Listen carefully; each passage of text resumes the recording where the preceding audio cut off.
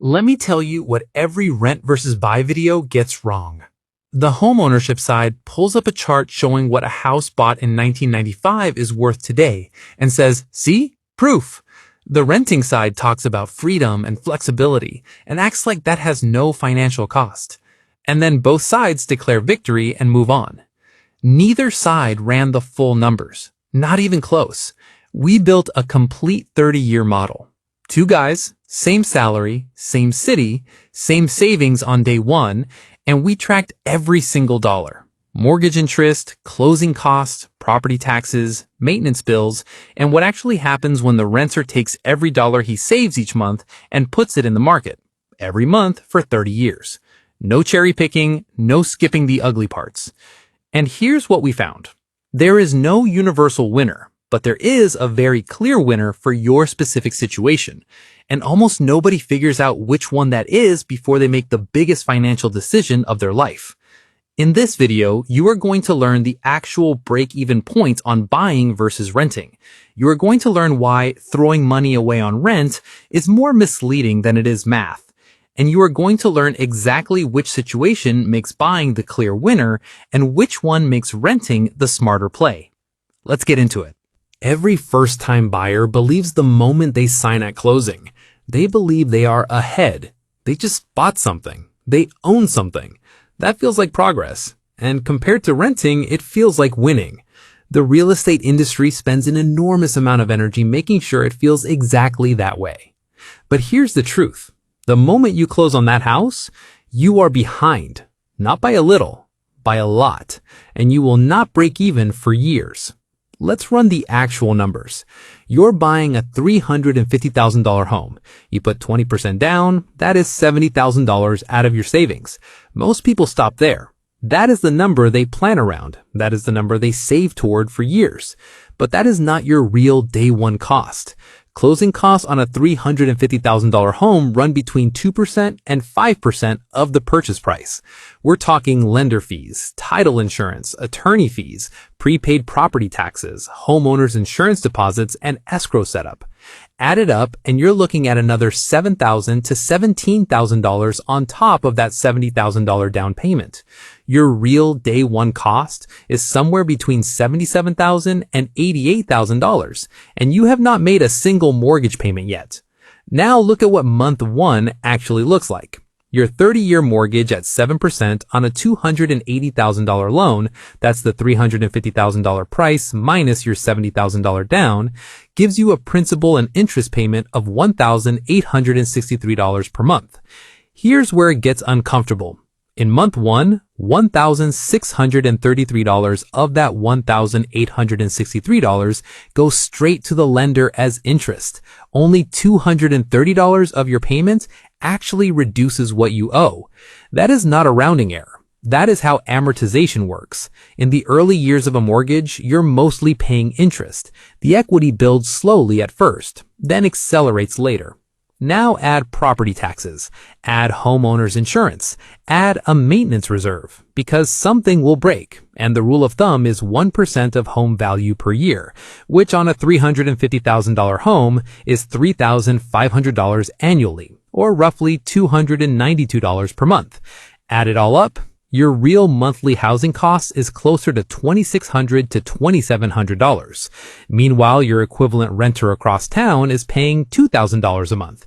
He's throwing money away on rent. He's also paying $600 to $700 less per month, and he still has his $70,000 or whatever portion he did not use for a down payment sitting in an investment account. The phrase throwing money away on rent survives because it sounds true. In year one, the math does not back it up. Now, does that mean renting always wins? No, and I'll show you exactly why in a minute. But before any honest comparison can happen, you have to clear one more number that almost nobody factors in. When you eventually sell that house, you're paying a real estate commission, typically 5 to 6% of the sales price. On a home that has appreciated to $500,000, that's $25,000 to $30,000 walking out the door at the closing table. Before the investment side of homeownership starts to work, appreciation has to clear your closing costs going in and your commission going out. That's your real hurdle. And it's the reason that if you're planning to sell in under 5 to 7 years, there's a strong mathematical case that you would have been better off renting. Here's the protocol before you run any comparison. Calculate your true all-in cost. Down payment plus closing costs going in, commission plus closing costs going out. That gap has to be covered by appreciation before buying starts to win. Calculate it. Know the number. Then decide. After hearing all of that, renting starts to look like a loophole. Lower monthly cost, capital still in the market, no maintenance bills, no closing costs, no commission risk, and if you run the numbers in years 3, 5, even 10, on paper, our renter is actually ahead of our buyer. So why doesn't everyone just rent? Because there is a wall that almost every renter eventually hits, and it quietly destroys the entire strategy, not on paper, but in practice. Here is the assumption that every pro-renting analysis is built on. The renter invests every dollar of the monthly cost difference, every month with complete consistency, through market drops, through life changes, through every month when it would be more comfortable to spend it. That assumption is not realistic for most people, and the data backs that up. Most renters spend the difference. Not all of it, not immediately, but over time, lifestyle creep absorbs it. The nicer apartment, the weekend trips, the subscriptions that pile up. It does not happen all at once. It happens gradually, month by month, in ways that are easy to justify in the moment. The home buyer does not have that option. The mortgage payment comes out every month, whether you feel like building equity or not. That forced savings mechanism does not show up on any spreadsheet, but it is the primary reason home ownership builds more wealth for average people than the theoretical numbers predict. Now, let me show you what happens when both sides actually execute their strategy. At year 10, our renter, who has invested every dollar of the monthly gap consistently, has a portfolio worth roughly $291,000. Our buyer has built about $245,000 in equity. The renter is ahead. This is where renting advocates usually stop the video. But here is what they do not show you. At year 10, the renter's monthly rent has climbed significantly because rent increases every year. What started as a $2,000 monthly payment is now closer to $2,600 or $2,700. Meanwhile, the buyer's mortgage payment has not moved. It's the same number it was in year 1, and it will be the same number for 20 more years. The renter's cost of living is rising every year with no ceiling. The buyer's is fixed. By year 20, they're paying similar amounts per month, but the buyer is still building equity and the renter is not building anything. By year 30, the buyer owns a home outright, no mortgage, no payment.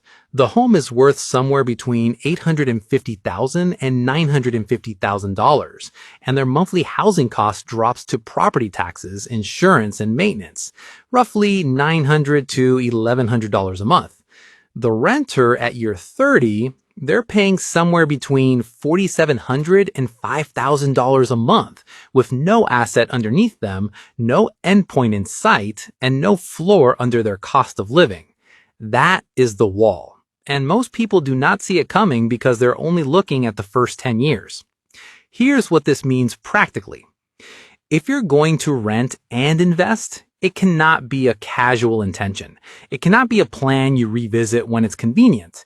It has to be an automatic transfer. Same amount, same day, every month, including the months when the market is down 30% and every instinct tells you to wait. If you cannot commit to that, honestly, not theoretically, but actually, then the buyer's forced savings mechanism is worth significantly more than the spreadsheet credits it. Be honest with yourself on this one. Most people are not, and that honesty gap is where the renting strategy falls apart in practice. After running all of that, year 3, year 10, year 20, year 30, most people expect a clean winner to emerge. There is not one. What there is two specific questions, and the answers to those two questions determine which strategy wins for your situation with a reasonable degree of certainty. Almost nobody asks them before they decide. People treat rent versus buy as a universal debate with a universal answer. Personal finance media picks a side and runs with it, but the math is not universal. It is conditional. Buying wins clearly in certain situations and loses clearly in others, and the line between them is not fuzzy or subjective. It is measurable. Here is what the numbers actually show. Buying wins and wins clearly when three things are true. First, you're staying in the home for at least 7 to 10 years. Second, your local price-to-rent ratio is below 20.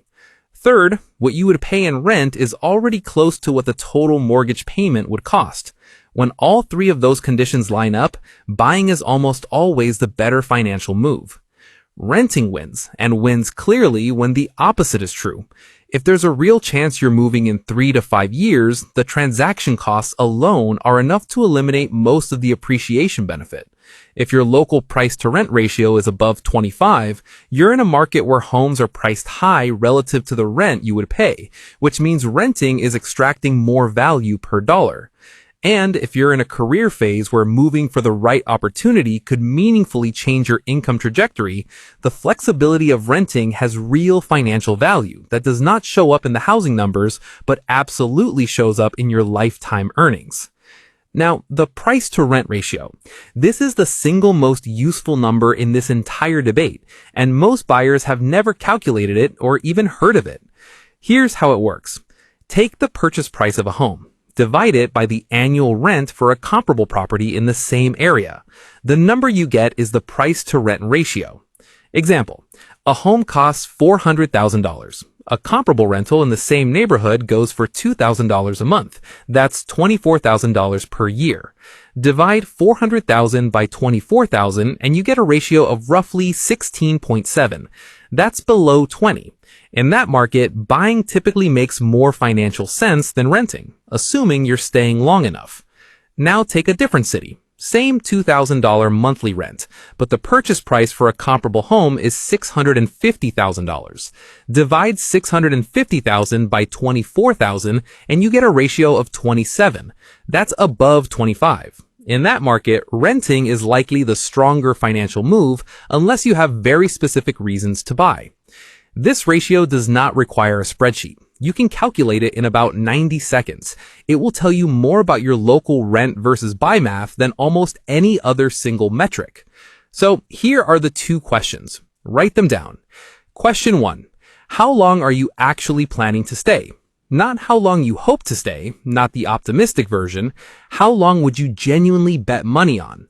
If that answer is under 5 years, the transaction costs make buying very difficult to justify mathematically. If that answer is 10 or more years, the numbers start to shift meaningfully in the buyer's favor. Question 2. If you rent, will you actually invest the difference every month, no exceptions? Not theoretically, not when you get around to it, every month, automatic, regardless of what the market is doing. If the honest answer is yes, renting and investing can genuinely outperform buying. If the honest answer is probably most months, that's not a yes, and the buyer's forced savings mechanism is worth more than you're giving it credit. Everything else, the 30-year model, the year 10 comparison, which side wins, flows directly from those two answers. The math is not the hard part. The honest answers are. Here is where most people land after watching a video like this. They understand the model, they get the trade-offs, and then they go to actually run the numbers for their situation, and they hit a wall they were not expecting. Because in 2026, a $500,000 home is not a luxury purchase in most mid-sized American cities. It is a starter home. And the income most people assume they need to qualify for it, and more importantly, to actually afford it without going house poor, is not even close to what the math requires when you factor in the full payment stack. Not what the bank will approve you for, what you can actually sustain. Those two numbers are almost never the same, and the gap between them is where most first-time buyers get into serious financial trouble without realizing it until they are already in the house. Click the video right here. I break down exactly what income you need to buy a $500,000 home in 2026, what the lender qualifies you for versus what you can actually afford, and why most people confuse the two until it is too late. Go watch it. I will see you there.